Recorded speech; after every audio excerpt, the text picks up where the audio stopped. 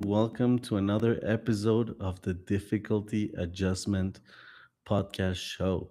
We're now live from Mexico City. It's 4 p.m., and I'm here with my co founder, Maciej, who's also the CMO of Audio, and Claudia Sotomayor, who's the head of operations of Audio.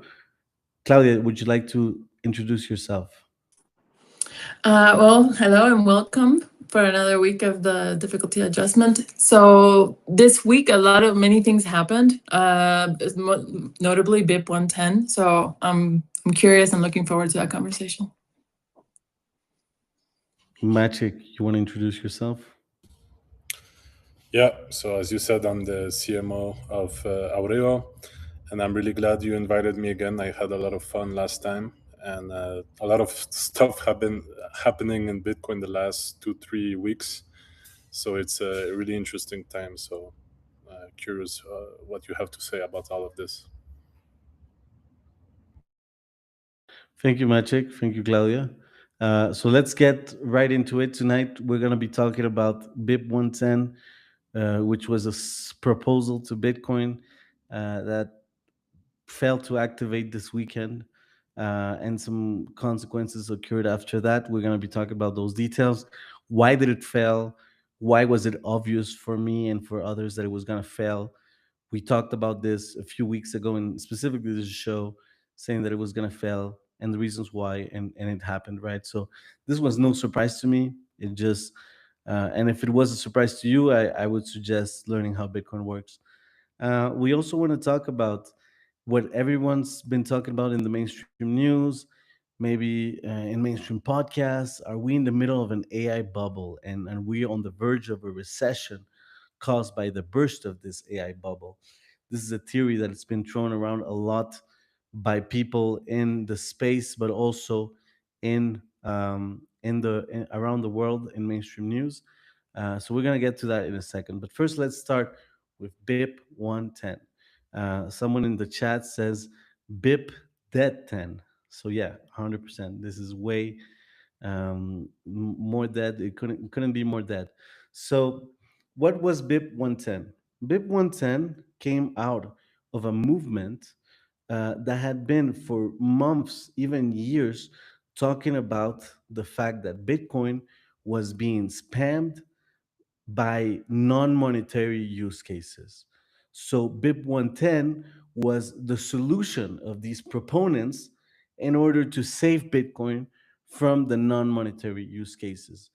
The thesis of this group of people was that BIP 110 was gonna allow us to block these use cases at best, and at worst, it was simply a signaling that we didn't welcome these use cases into Bitcoin. And if you might remember, in I believe it was in 2023, early 2023, when the Ordinals protocol came out, and there was a boom of people using Bitcoin for NFTs, which are like images encoded in the Bitcoin blockchain. There was a bit of a hype around that in the crypto industry, and that pissed off a lot of people in the Bitcoin industry. They said, how is it possible that people are using Bitcoin this way? Bitcoin should be reserved for monetary use cases. Often it was also said that Bitcoin was threatened by the non-monetary use cases. And even worse, some people even claim that this was an attack by governments, intelligence agencies, to destroy Bitcoin from the inside. These images would not only represent random images, but they could potentially even represent child pornography, which would eventually lead to the government outlawing Bitcoin and banning the use of running a Bitcoin node.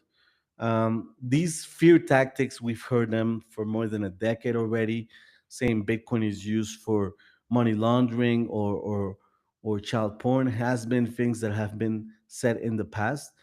So these are just classic, very low tactics that are used to attack Bitcoin. And it was very surprising to see that whom consider themselves the most hardcore fans of Bitcoin specifically Luke Dash Jr., who's been a Bitcoin developer for more than a decade, for almost since the beginning, were joining in this attack on Bitcoin, right? And BIP 110 was their solution. Their claim was that if we were gonna pass BIP 110, the claim was that BIP 110 was gonna remove NFTs, ordinals, all of these protocols, all of these non-monetary use cases from Bitcoin. Then it was very quickly demonstrated. I believe within hours that BIP 110 was posted, it was demonstrated a method for adding non-monetary data to the Bitcoin blockchain, even under the BIP 110 rules. It was even demonstrated that the ordinals protocol was going to migrate to a new method that would only increase their cost by 1%, and they would continue business as usual. Then the BIP 110 people said, it's not about actually banning this use case, it's about sending a signal, right? Well, it turns out the signal they tried to send failed this Saturday. Specifically, I recall it was around 3 p.m. when in Mexico City, when at the height of, give me just a second, at height 961,632, Npool mined a block on the Bitcoin blockchain that was rejected by BIP 110 nodes. So Saturday, BIP 110 nodes, which compose between 5 to 15% of the Bitcoin network, depending on estimates, they started rejecting blocks that were mined in the Bitcoin network because they included transactions that were banned under the BIP 110 rules. Shortly after that, the next few blocks were mined in the Bitcoin network, and shortly after that, a block was mined that was compliant to the BIP 110 rules at the same height. So there you had a fork in the road where you had the Bitcoin network mining blocks, and you had this other new network or new chain of blocks that was compliant with BIP 110 rules that the BIP 110 nodes were following. That lasted for one block height. The at a few half an hour later, the Bitcoin network was already mining new blocks and new blocks, and it had already established itself as the dominant fork of the chain, obviously. And BIP 110 nodes were simply able to mine one additional block after that. So the BIP 110 chain has two blocks that diverge from the Bitcoin blockchain, and they have simply been unable since then to mine another block. So if you go on mempool.guide, and I'm going to share my screen here, we can show that the BIP 110 fork, shown right here, stops at 961,633, which are two blocks mined by Roughnecks 3 days ago. However, if we look at the Bitcoin network by going on mainpool.space, we can see that we are far beyond that. We're now 962,0657, so hundreds of blocks ahead, right? So this is the real Bitcoin network. This was a tentative to hijack the Bitcoin network, and it completely failed. It failed because they had less than 2% or 3%, I believe, of the mining hash rate, which they were only able to maintain for two blocks. And after that, Roughnecks, which was their only pool, abandoned their chain and went back to mining Bitcoin, right? Because why would you be mining a chain of blocks that is completely worthless, that has the Bitcoin network hasn't chosen, that a minority has gone with, when you could instead be spending those energy resources into mining the actual real Bitcoin? So they were always saying, the BIP 110 camp, uh, let's trust the incentives. The incentives are going to make it so that the miners are going to jump in on BIP 110 because their blocks are going to get rejected by the nodes. It turns out nobody cared. It turns out they were so few of those BIP 110 nodes that, yes, the miners got their blocks rejected by those nodes, but the miners got their blocks accepted by the rest of the Bitcoin node network, all of the main economic nodes, all of the main mining industry, plus the developer talent was also on the anti-BIP 110 side, right? Like the way Bitcoin works is you cannot simply just hijack the network by being a small percentage of nodes. You gotta actually win at all levels if you want to change if you want to have consensus and if you want to change the Bitcoin rules. So that's the conclusion, and now we're seeing that the people behind it are now talking about doing hard fork.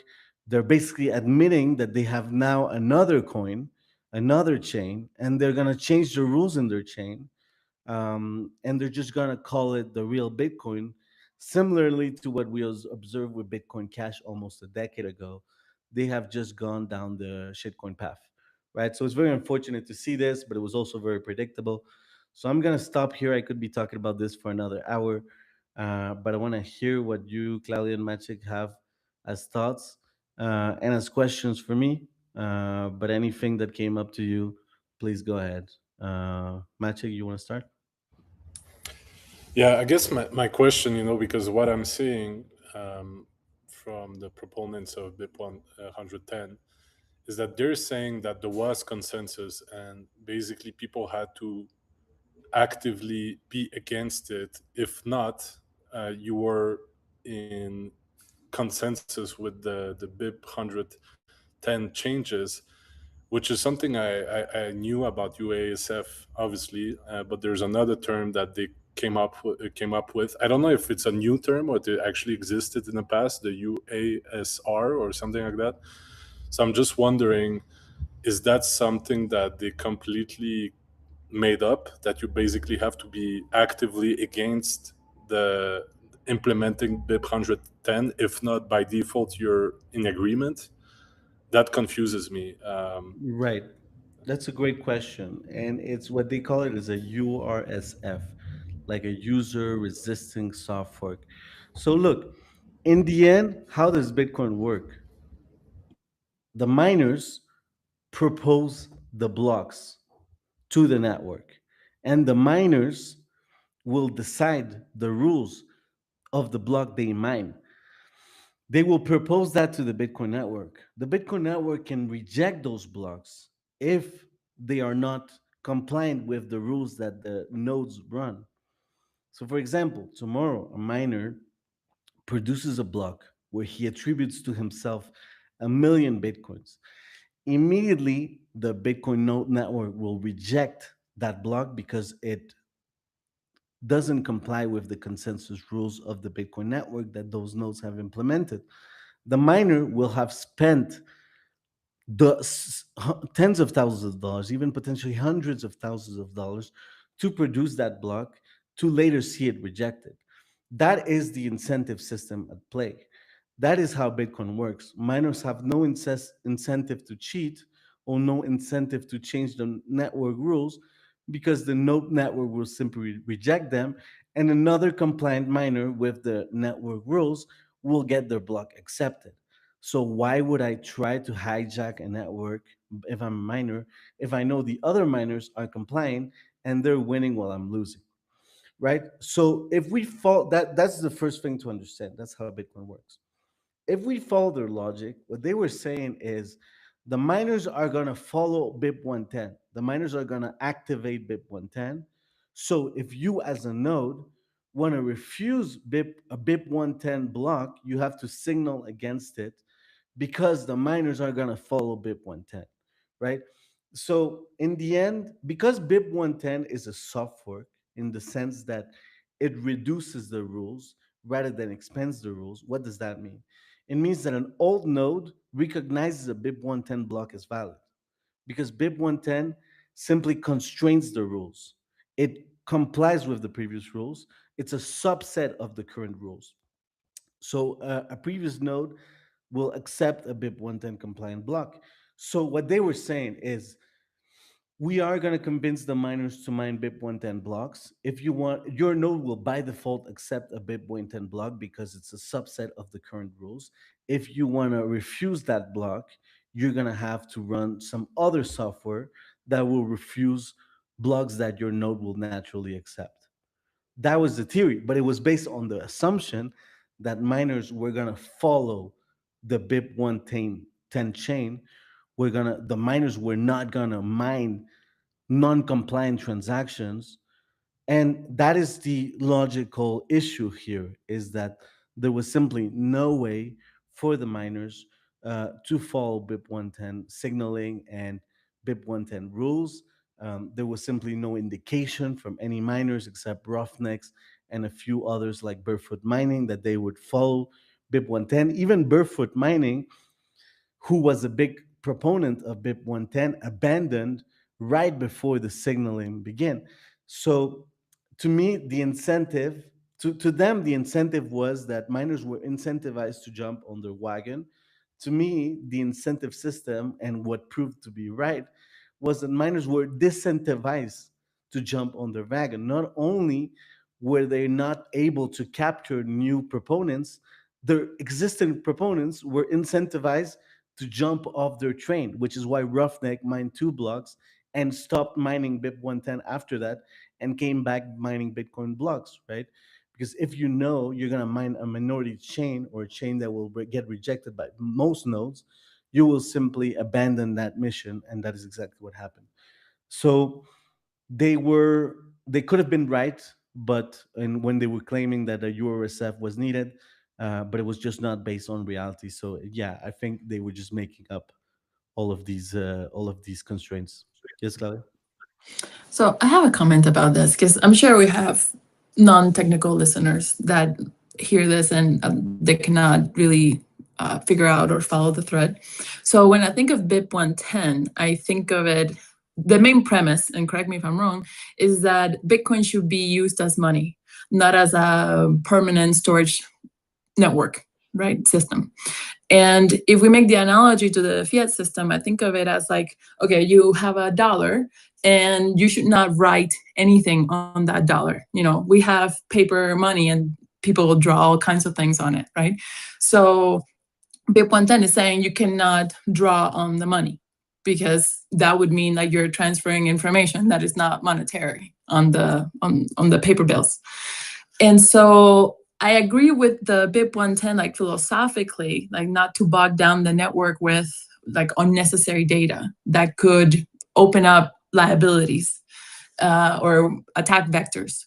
At the same time, my understanding is that miners already have discretion over like what to include or not include in a block. And so BIP 110 would remove that discretion from the miners, making it illegal to include like transactions over a certain size. Whereas now they can do it or not do it. So are you saying that you are like philosophically opposed to BIP 110 or more on opposed to the implementation, the way they went about it? So I'm opposed to the whole thing, Claudia, because saying that I'm like, it's easy to say I'm philosophically with them. I believe that Bitcoin is money. Nobody cares what you think. The Bitcoin network doesn't care what you think. Technical reality is not based on what we think Bitcoin should be. Technical reality simply exists. And the technical reality and the rules of stenography are that you simply cannot distinguish cryptographic data from non-monetary data, right? If Bitcoin is a technology in the end. Bitcoin works as a database in the end. Someone thinking that Bitcoin is money doesn't change the fact that Bitcoin requires a database for to function, and that database can allow data to be inserted. So so I just think it's easy to say that we are for Bitcoin, uh, for money and not for non-monetary use cases. But what actually requires more technical understanding is to accept the fact that Bitcoin will always be a technology, be a database, even if it's used for money, even if we want to use it for money, and the fact that it's a database and it's a censorship resistant network will always allow someone to figure out a way to enter non-monetary data into the Bitcoin blockchain. And the proof is that BIP 110 was circumvented so many ways. Okay, like the ordinals camp, they came up with a method of inserting ordinals on BIP 110 blocks immediately. BIP 110 actually never even attempted at rejecting runes NFTs, which runes are the 70% of what is used in the Bitcoin network for non-monetary use cases are rune type NFTs, which BIP 110 simply made no effort at even targeting. So to me, this, yeah, you can, it's like saying, I want everyone to be rich. That's why I vote for this candidate. I want everyone to, it's like when the left wing says, I want everyone to have basic rights. Well, easy to say, right? It's just not based on reality. Okay, I want Bitcoin to be monetarily, just for monetary use cases. Once again, an easy claim that has no technical backing. And even worse, BIP 110 was, if let's say we would have tried to do that, BIP 110 was the absolute worst solution for it, because it didn't even attempt to block most use cases. And the use cases that it attempted to block, it failed at doing so, such as with the ordinals. So yeah, so I will never accept the idea that it is technically possible to block non-monetary use cases on the Bitcoin network, because it's simply not real. Thank you. Yeah. Anything else, Maciej, Claudia? Maciej? Yeah, I think this is like a symptom of basically, being in a bear market, and then there's a group of people that see kind of Bitcoin failing and then being adopted by institutions, by hedge funds, and they see it as being control, perhaps Bitcoin being controlled in suits. So like the cypherpunk dream is dying, and this cycle repeats every 3-4 years. And people are like, "Oh, Bitcoin needs to be saved," but I'm using Bitcoin as money practically every day. I use Bitcoin on chain. I use Bitcoin on Lightning. It's not perfect yet. Somebody can argue that Lightning is all centralized nodes. It's probably true, but the technology to use Bitcoin um, as money is through wallets, is through exchanges, is through different second layer protocols that are being developed. I think the focus should be more on that, to make Bitcoin more usable as money, rather than trying to restrain it on the blockchain level. So yeah, I guess you will always have a group of you know how do you how would you say it, like people that are disenchanted by this dream of Bitcoin being just a cypherpunk dream, and also not being adopted by actually countries, big institutions. I think this is inevitable. Like, I don't know what are these people expecting for Bitcoin to be in the long term, right? Right. And also, the way that the whole BIP 110 went about, from my perspective, not being a super technical person, but engineering, like the understanding the engineering of what's happening, is more of, I saw it as, in a free society, everything is allowed unless explicitly forbidden, right? Whereas in a more restrictive society, everything is forbidden unless explicitly allowed. And when I think of BIP 110, to me, it feels more like the latter, right? Like everything is forbidden unless it's explicitly allowed, which is like money. Yeah.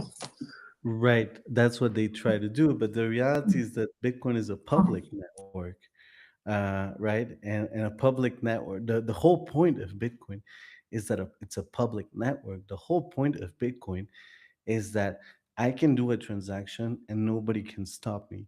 And if the miners don't want to mine my transaction, I'm just gonna pay more in fees until one miner takes the risk and accepts it, right? Bitcoin has been censorship resistant since very early on, 2010, and it remains as censorship resistant as when it first started, as when I first met it, right? So yeah, so this idea that Bitcoin is not censorship resistant because BIP 110 failed or Bitcoin has been taken over by the suits or the miners because BIP 110 failed, couldn't be further away from the truth, considering that the majority of nodes didn't want BIP 110, the majority of miners didn't want BIP 110, the majority of the developer talent, basically all of the developer talent except for like two guys, Luke Dash Jr. and Chris Gita, was anti BIP 110 because it made simply no logical sense. Why would you accept a solution to a problem that doesn't actually solve the problem? That to me is the biggest red flag of BIP 110. Then you could even argue that BIP 110, even if it solved the problem that it was trying to, it wasn't a good proposal because it also had, it was trying to take over the Bitcoin network with unorthodox methods. For example, they were saying we're gonna adopt it. The BIP 110 nodes, we're gonna reject blocks starting at a certain height, even if they had no miner support, even if they had no network support, developer talent, working code. They just said we are gonna change the rules at this height, whether others follow us or not. So of course they went and jumped over a bridge by themselves, right? This is just not the way you create consensus in Bitcoin, right? You gotta, if you first you gotta identify a real problem, which this isn't a real problem. The Bitcoin network fees are less than $1 right now. I can send $1 trillion or $100 billion for $1 and get it confirmed within an hour. And nobody can stop me. Nobody can dilute my Bitcoin. Nobody can censor or confiscate my money. That has always been true of Bitcoin and it remains as true today. So, what I can do as well is I can use Bitcoin in multiple ways to put non-monetary data, right? There's simply just infinite amount of methods. As soon as you can play a whack-a-mole game where you come up with, you ban certain methods and people simply figure out new ways to inscribe data, right? Because in the end, Bitcoin is a technology, it's a database. It's not true that it's just money. It's simply not a real good understanding of Bitcoin. But my main problem, I believe, was the lies that have been told over the past few years. Okay, I believe I've been in Bitcoin since like 2015, and around 2020, 2021, I started to see a shift in how we communicated Bitcoin, and it started the explanation of Bitcoin started to get dumbed down, which was probably required for it to become more mainstream. However, the problem is when you dumb down Bitcoin, you create technical ignorance. So you get a bunch, thousands of Bitcoin supporters that simply have no understanding of how it works. And this is how you end up. And then you also have some charlatan leaders who looked as Junior, Bitcoin Mechanic, Hodl Knot, Matthew Crater. All of these people are absolute charlatans for whom I have absolutely no respect for. I will never do business with them. They are complete enemies of Bitcoin. They absolutely profited from this situation. They got a bunch of technically ignorant users to follow them, to basically jump off a bridge with them. And this is the end result, right? So Bitcoin is a technology before anything. If you want to have a relevant opinion on Bitcoin, understand the technology. Don't just shout principled slogans such as Bitcoin is money and which just doesn't mean anything technically. So yeah, I think the problem was there, right? So I think we need to take a step back. And also the cold card thing that happened also was a similar thing, right? Where we're pushing these ideas without explaining them, and then to people that simply don't understand them, and then something goes wrong, and then it's like, but I was told cold cord was the best hardware wallet, and I even contributed to that. But the reality is like, yes, it was a good hardware wallet, but you had to understand all these things. You had to understand how entropy worked, to understand that it was a potential risk, right? So I think it's very similar here. If you want to be part of consensus discussions around Bitcoin, understand how Bitcoin works. If you want to hold millions of dollars of money in your own self custody in a hardware wallet, understand how the hardware wallet works. You simply cannot expect to have a seat in the discussion of how Bitcoin protocol works without even understanding the basis of it, such as, for example, the difference between policy level rules and network level rules, right? I mean, network level rules and consensus level rules. Because a lot of this controversy started with the fact that core version 30 changed the default limit of an OP return output size. And that was simply a policy level rule change. Bitcoin Core didn't change anything around the consensus around the protocol. But Hollow Note and all these guys, they always mixed up the terms, and the plebs simply were didn't understand the difference between these different levels of rules. So yeah, just a bunch of issues here. I think it's good that I'm really happy how it went down, because honestly, for a second, I started to doubt myself. What if they're right? What if it's actually possible to hijack the Bitcoin network like they're trying to do? And we just saw that it's not. It's simply not possible to for a minority to hijack the Bitcoin network, which I think is the biggest win out of all this, because it demonstrates that when eventually others will try to hijack the Bitcoin network with more power, they will still be unsuccessful at it. It's simply impossible to hijack the Bitcoin network, which allows it to remain censorship resistant, confiscation resistant, and for nobody to print additional Bitcoins. Well, that's very good to know, right? In the sense that no single group, not even if they're powerful and have technical acumen about it, they cannot define what Bitcoin is, right? The participants decide with each individual choice. So you're saying like Bitcoin remains truly censorship resistant because nobody can define what it is.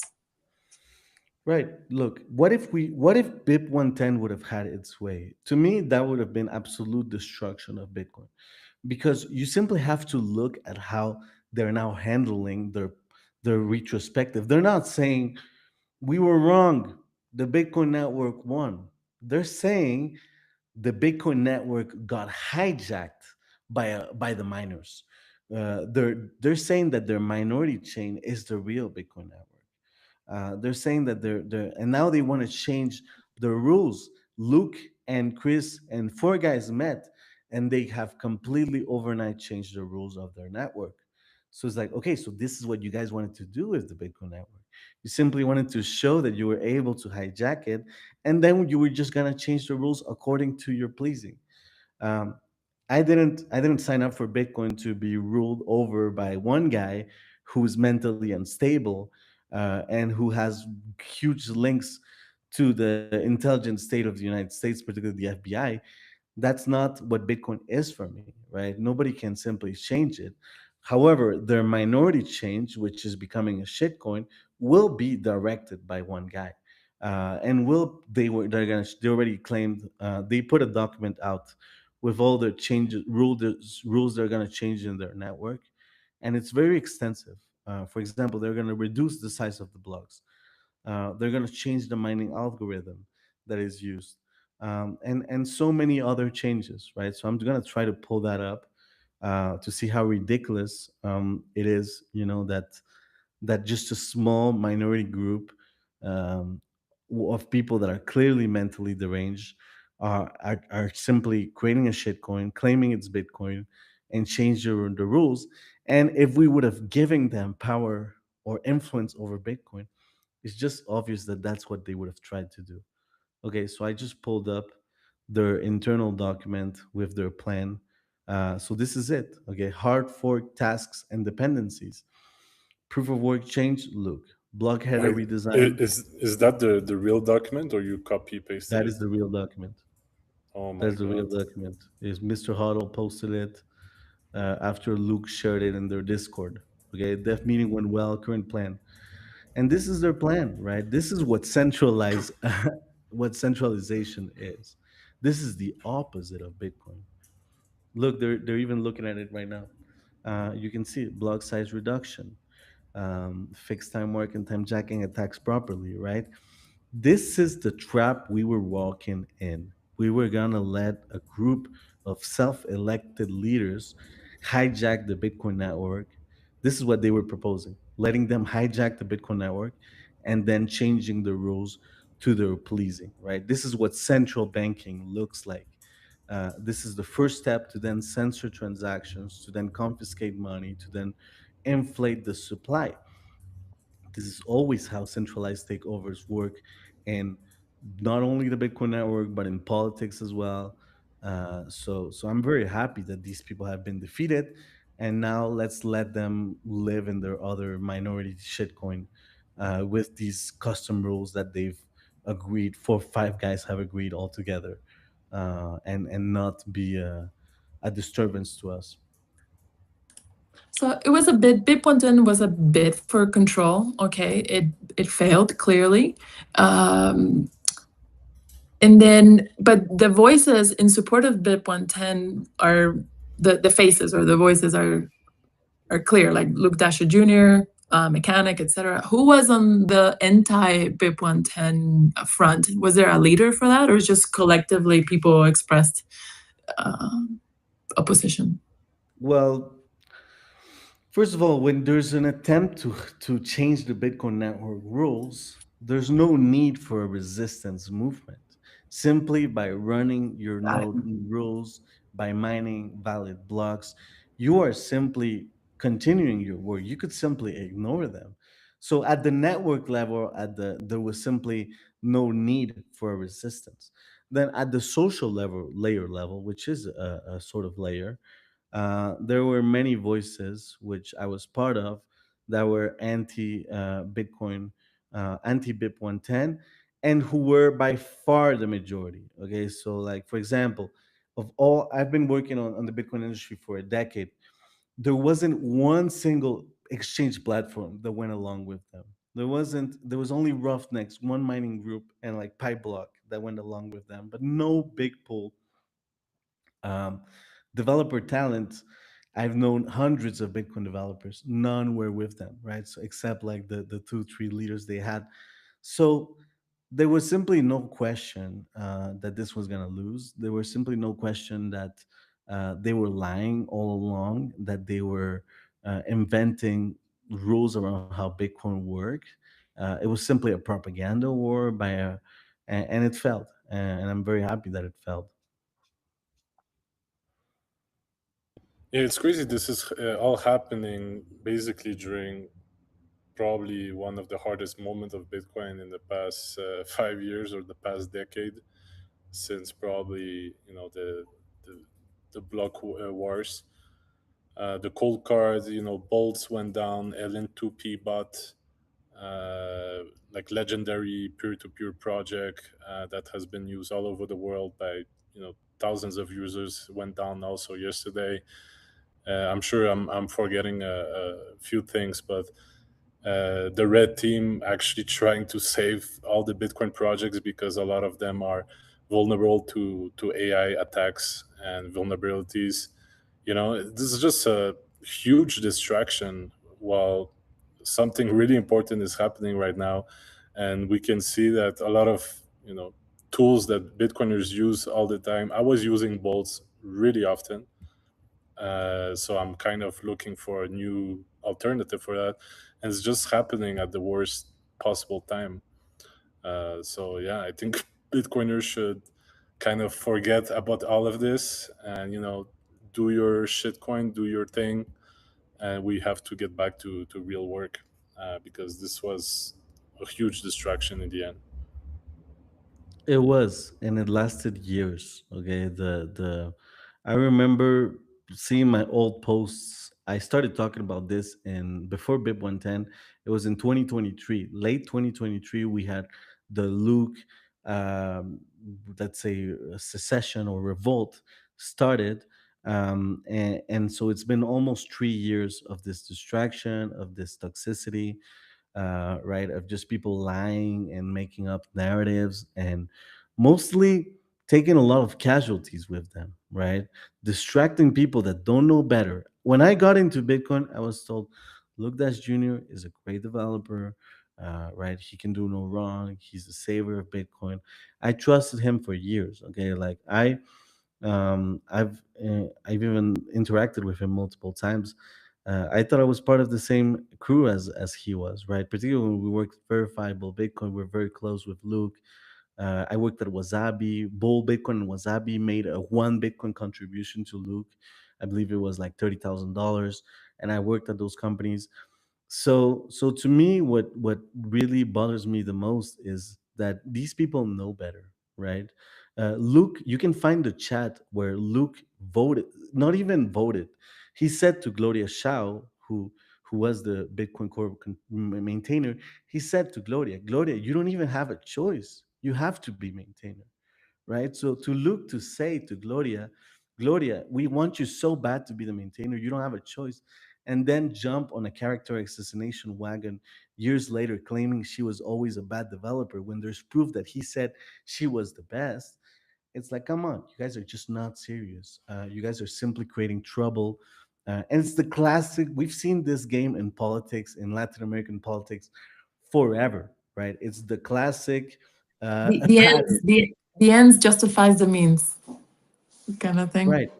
Yeah. Yeah, 100%. But also more than that, right? It's the classic pattern of if you're not against me, if you're not with me, you're against me. All my opponents are pedophiles or the worst type of people, right? This we are under heavy attack, so let's impose some temporary radical measures to protect ourselves under this heavy attack.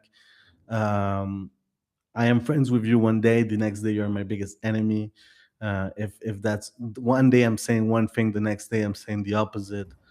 So just clearly a lot of bad tactics and just It dirty feels talk. like I don't. I know, Gustavo, you're not a big TV fan, but right now the Dance of the Dragons, the Targaryen civil war, really feels like that a little bit. But just a side note. Is that a Game of Thrones reference? A Yes, sequel, yeah. yes. Mhm. Okay. But yeah, It what doesn't basically it's a family that fights between themselves for power, and it just ends up destroying them both. Obviously, it's not the same case because in this case, there's a clear person that is defeated, and Bitcoin survives. But this kind of infighting does no good for anyone. So The beauty about the Bitcoin network versus politics is that we actually have a system in place that will simply eliminate every threat naturally, right? Like, okay, if you try to attack Bitcoin from one side, let's increase the block size. Let's have the biggest CEOs of the exchanges trying to take over the Bitcoin network. You're going to fail. And that was exactly what we learned in 2017 with Segwit2x, with Bitcoin Cash.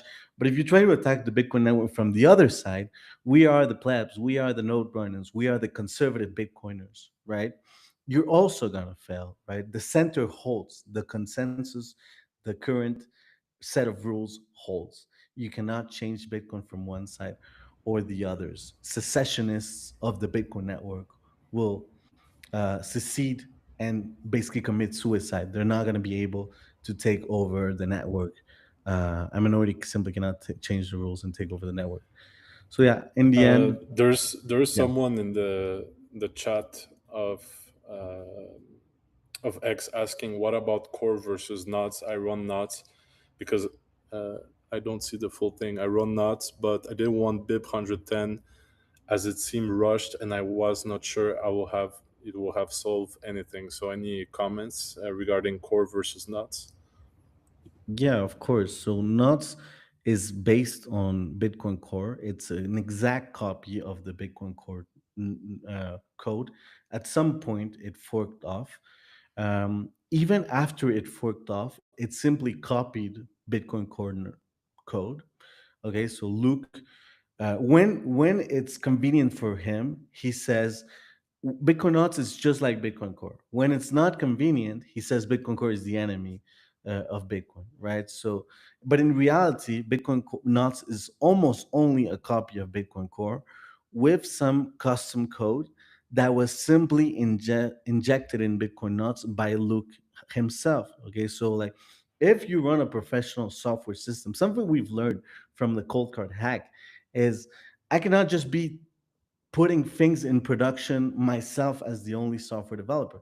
I need a team of software developers that are going to review my code, that are going to treat it very antagonistically, and that are going to we're going to find bugs in it, and we're going to iterate, right? And the review process is going to be hard.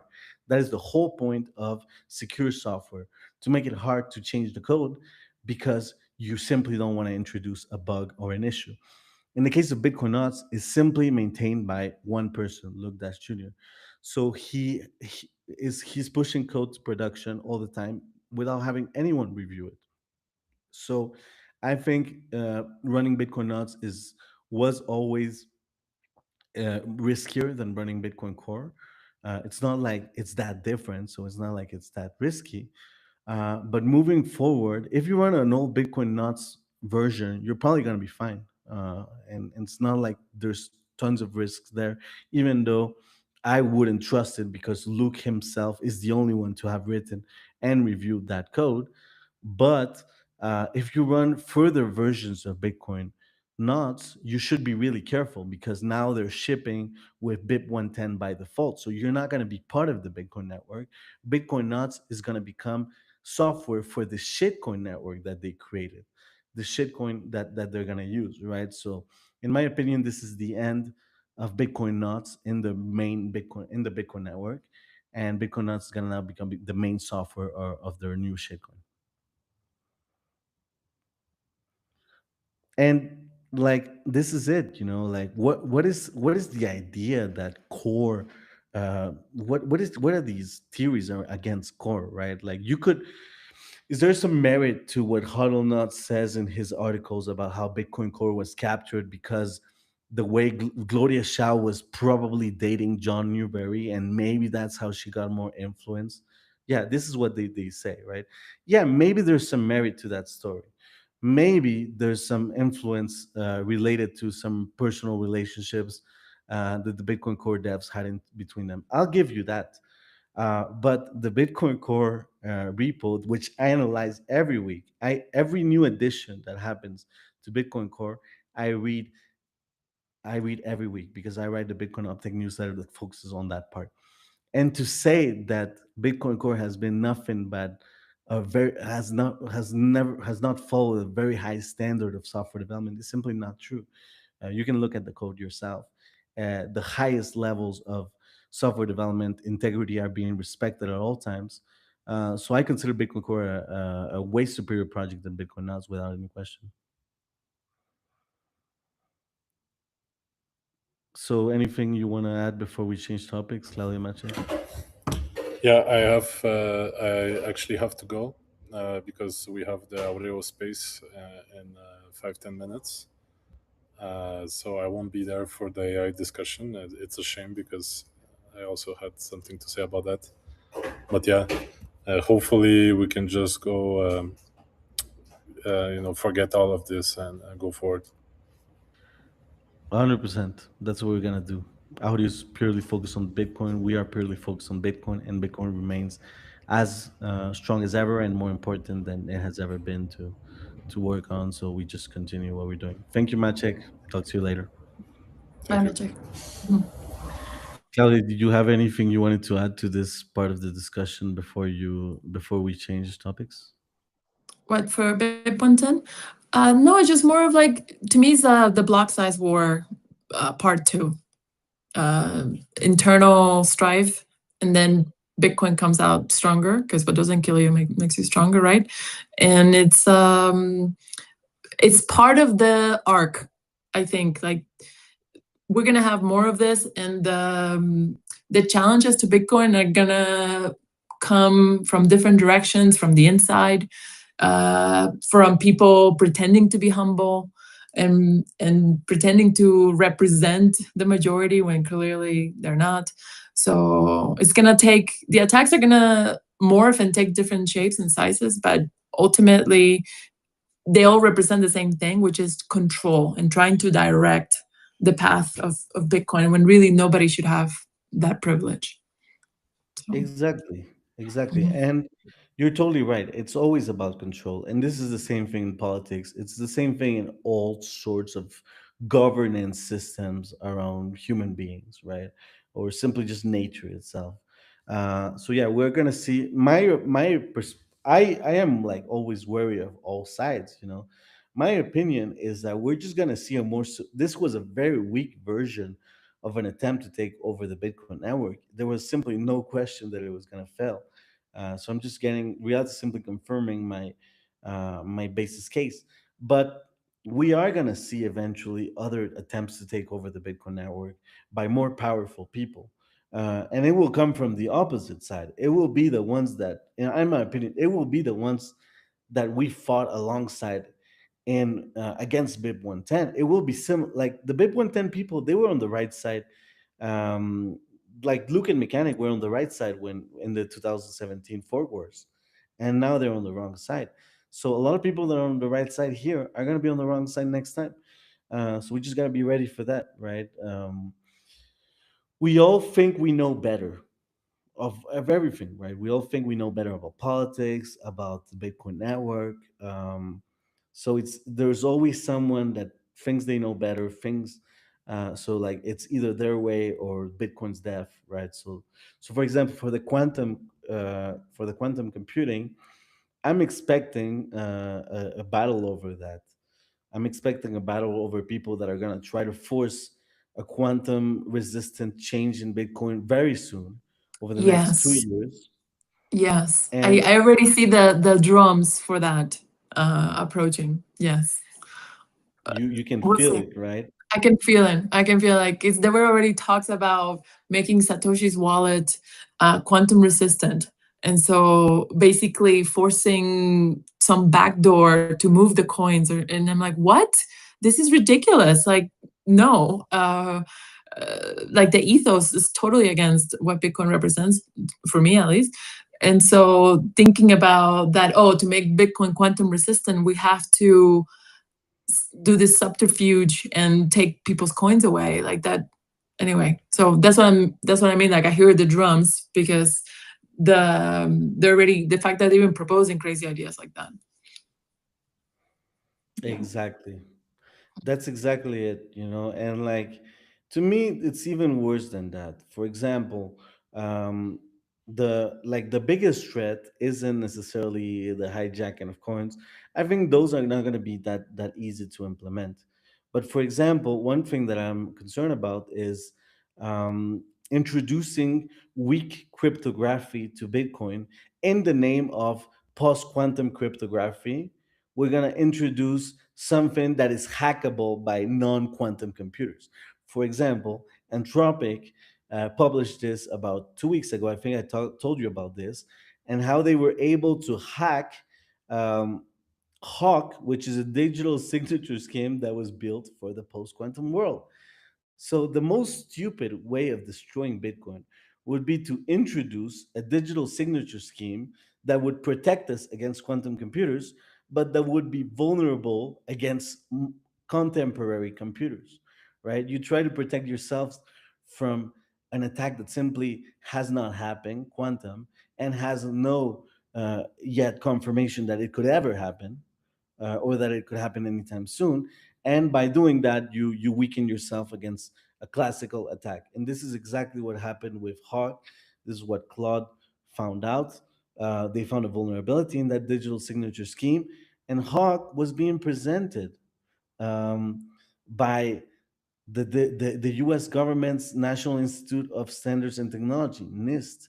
Okay, I don't trust NIST, not only because they propose systems like Hawk that then they end up getting hacked, but I don't trust NIST because look, there's a reason why Satoshi went and chose a digital signature scheme for Bitcoin that was non-conventional, that nobody used, because he didn't trust the conventional digital signature schemes, because it had been seen time by time again that NIST would push ideas that the NSA had backdoored. So in my opinion, when we talk about let's Bitcoin should just follow what Google and NIST says, it's like they are working with backdoor cryptography by the NSA. This has been more than proven multiple times, right? So to me, we just really got to be careful with the idea that we should do that, right? So let me show the case of what I'm talking about. So it was a few years ago where the dual elliptic curve deterministic random bit generator was an algorithm that had a backdoor inserted by the NSA and had been standardized uh, as a NIST standard, right? So definitely something to be careful of. I simply don't trust NIST to decide what digital signature scheme we're gonna do into Bitcoin. Satoshi didn't trust them, and we've seen time and time again that they can just be um, hijacked or backdoored. We should really be careful of that. Yeah. Anything else you want to add now, Claudia, before we talk about the next topic? No, I'm ready. I'm curious. Let's talk about this AI thing. Uh, Bubble, but usage is like all-time high and ever increasing. So what's the angle there? Right. So what we've heard over the past few weeks, what I've heard a lot is people coming to me telling me, Gustavo, is this true? I'm seeing on TV and I'm seeing on the newspaper, on podcasts, that we are nearing the top of the AI bubble, right? And there's going to be an AI bubble burst, and there's going to be a recession.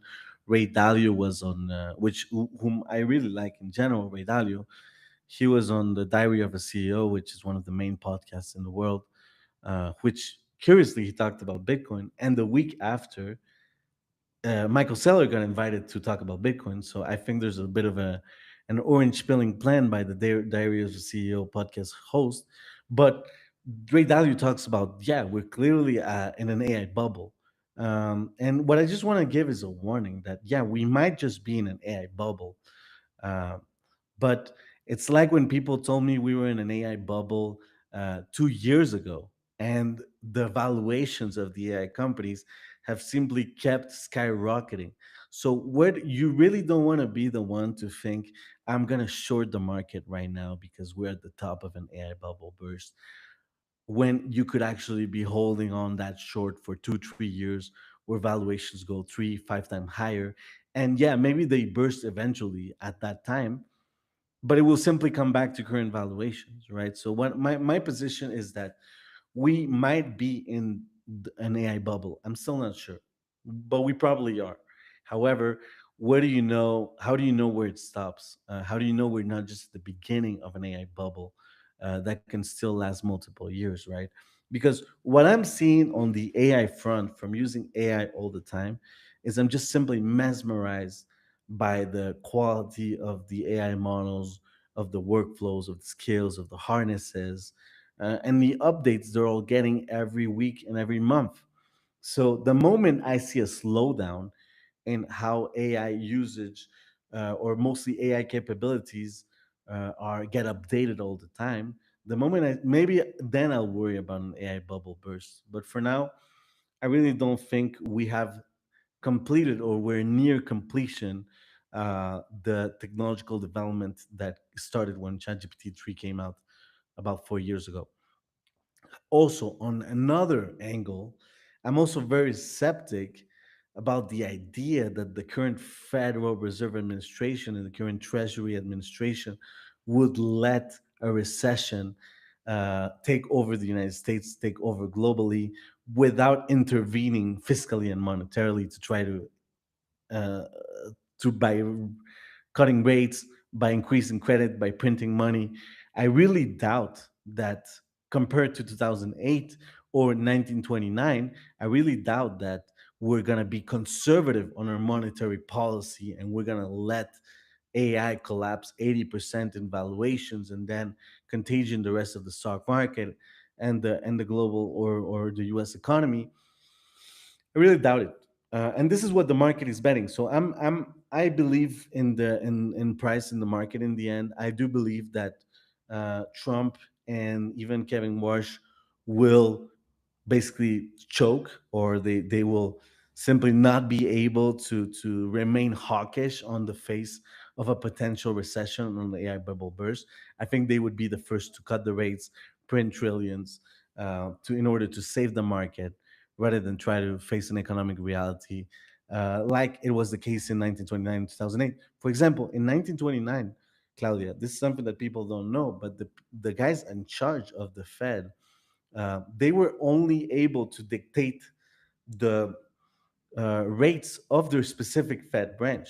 So, for example, if I was the Fed chair of New York and you were the Fed chair of Chicago, we had different interest rates. I could cut mine to zero. You could maintain yours at 3%. I Now didn't there's a know that. That's yeah, fascinating. So each of the 12 had their own interest rate set? That's yes. crazy. And Okay. that's how, and some guys, some Fed chairs, some local chairs were very conservative. They're like, we're not dropping the rates. We're keeping the rates high.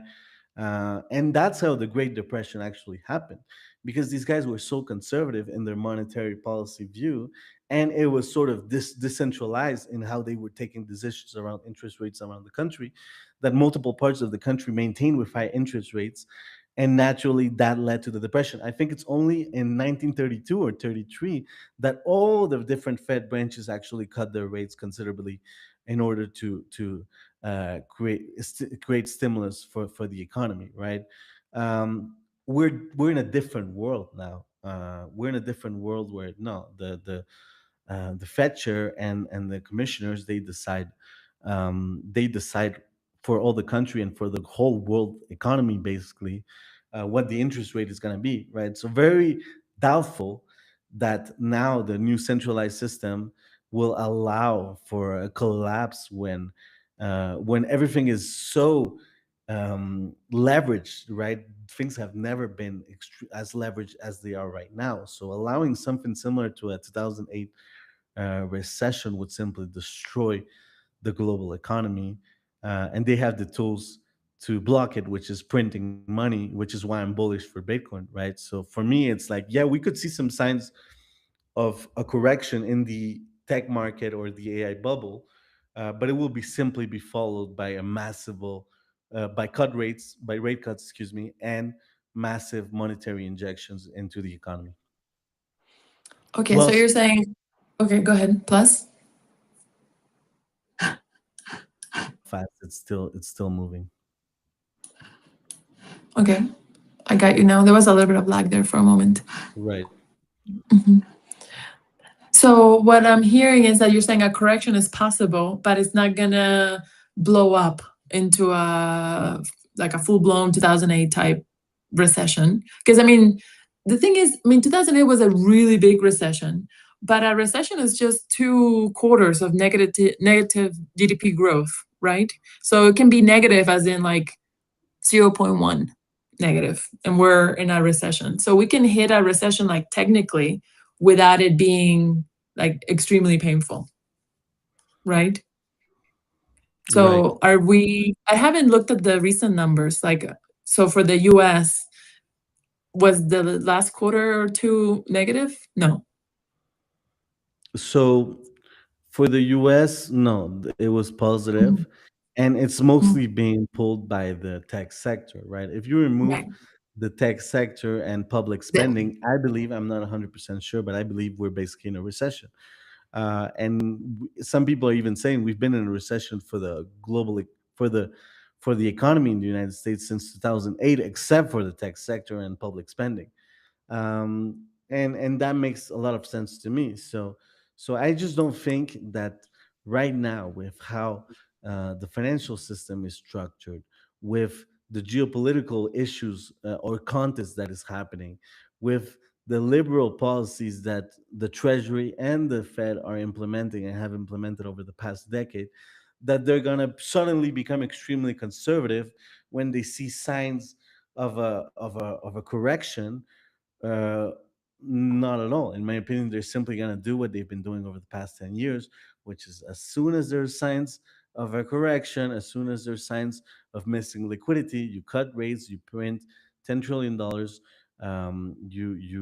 And this is what we're seeing with, for example, what's going on in Japan, right? Like, I don't know all the details about that, but you're clearly seeing a Fed jump and a treasury, mostly a treasury, excuse me, jumping at the opportunity to save the Japanese currency as soon as it shows signs of collapse, right? That is not. There's a very manager seat that they're playing with the global economy, because they don't want the yen currency to collapse and then for things to contagion all over the world, right? They're simply playing a manager role, and they will keep playing that manager role, in my opinion. And so it's way.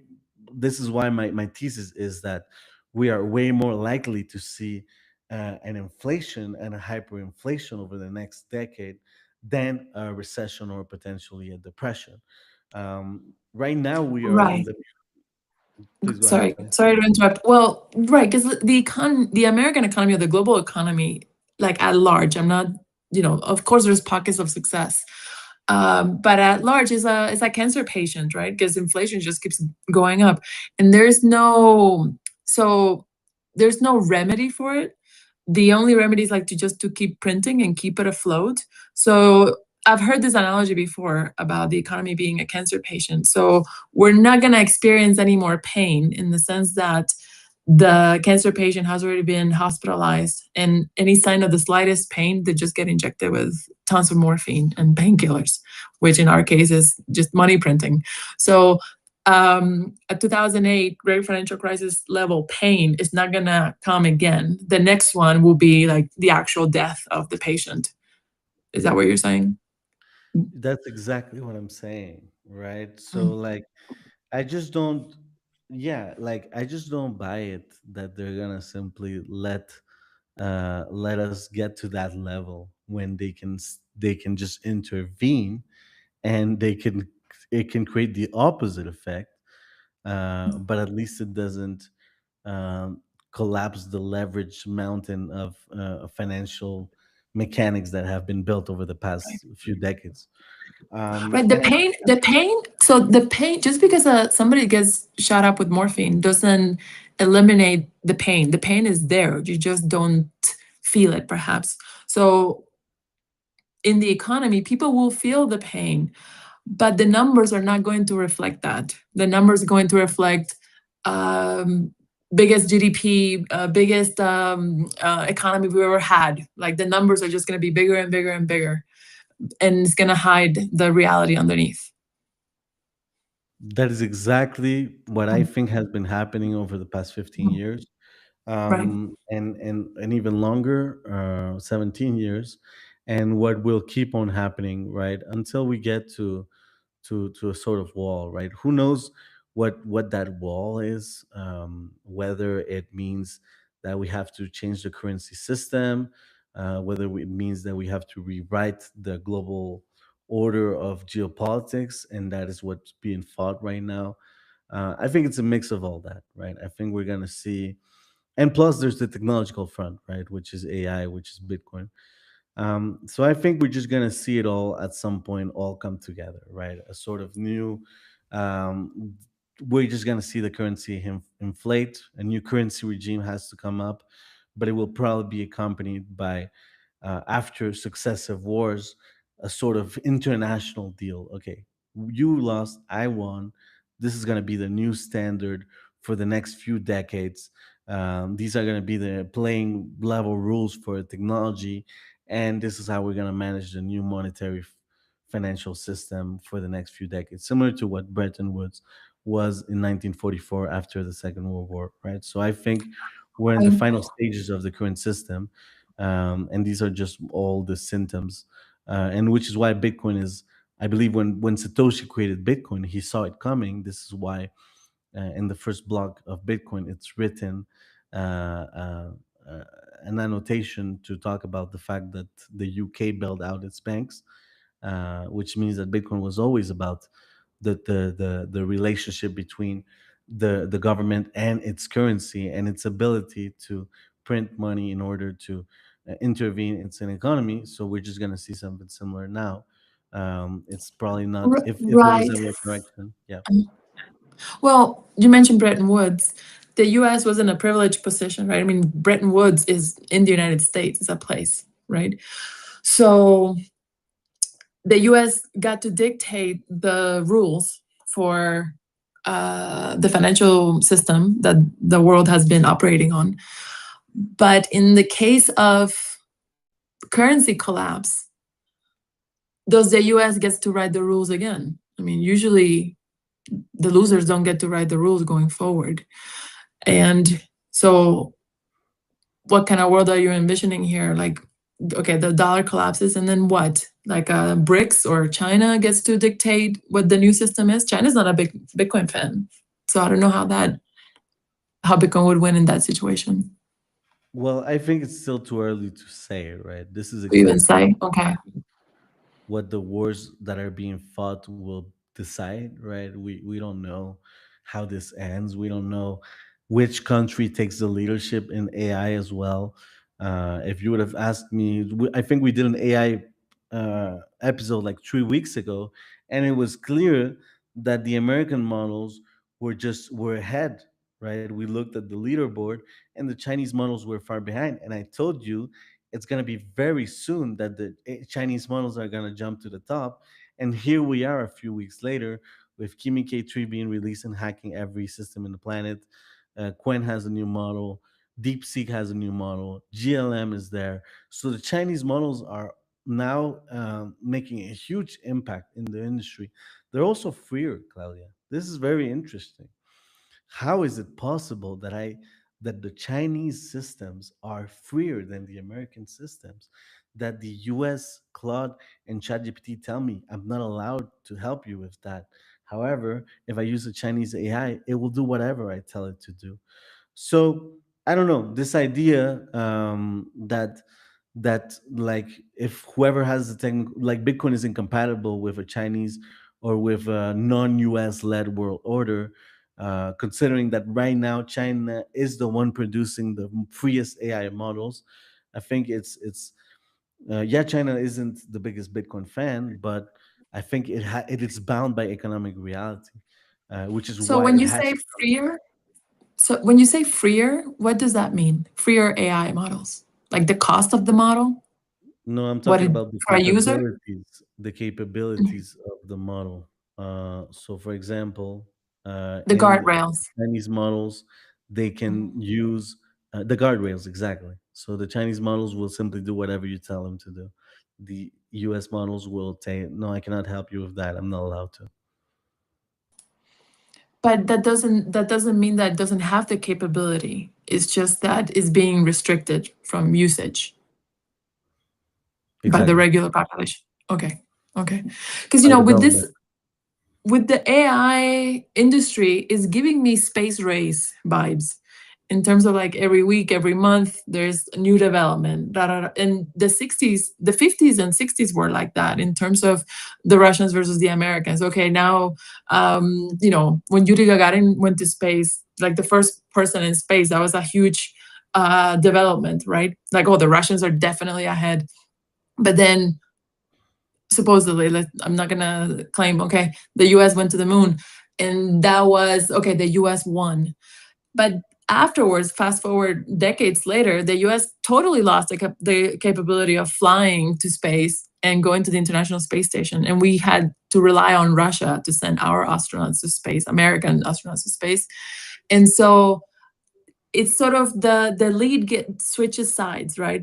The Americans or the Russians or the Chinese.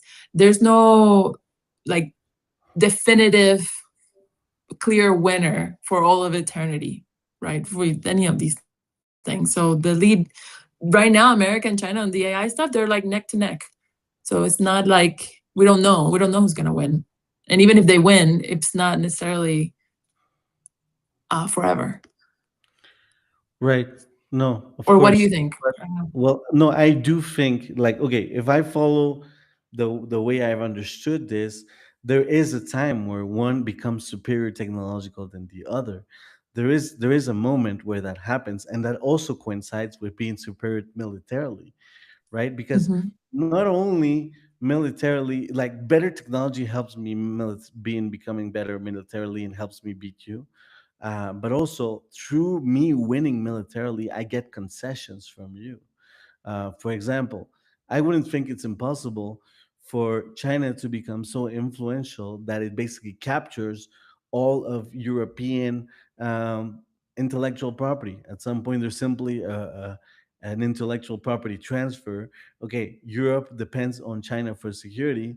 It will now transfer all its intellectual property to China, similar to how during the Second World War, the US was able to obtain many assets from the UK military sector, which simply transferred to the US sector because of who was running the show now, right? So I don't know. I do think that power and technology are strictly linked, and whoever comes on top in a new geopolitical era also has a technological advantage, and that's what allows him to win militarily.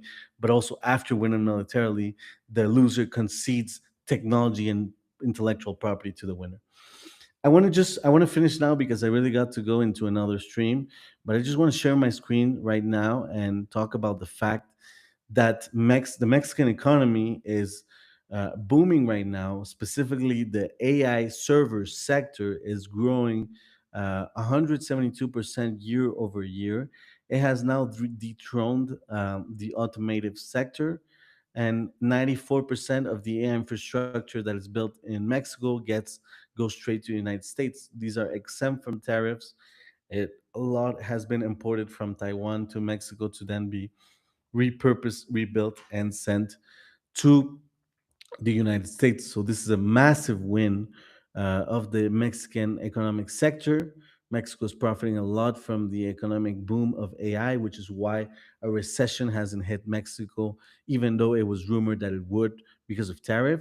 I really want to talk about more the Mexican economy in the next episode, so I'm going to finish it right now. Thank you, Claudia. Thank you, everyone, for listening. Really got to go now. Okay. All right. Great talk. Thank you for everything. Thank you, everybody, for watching. Thank you, Claudia. Bye bye. Bye. Mm.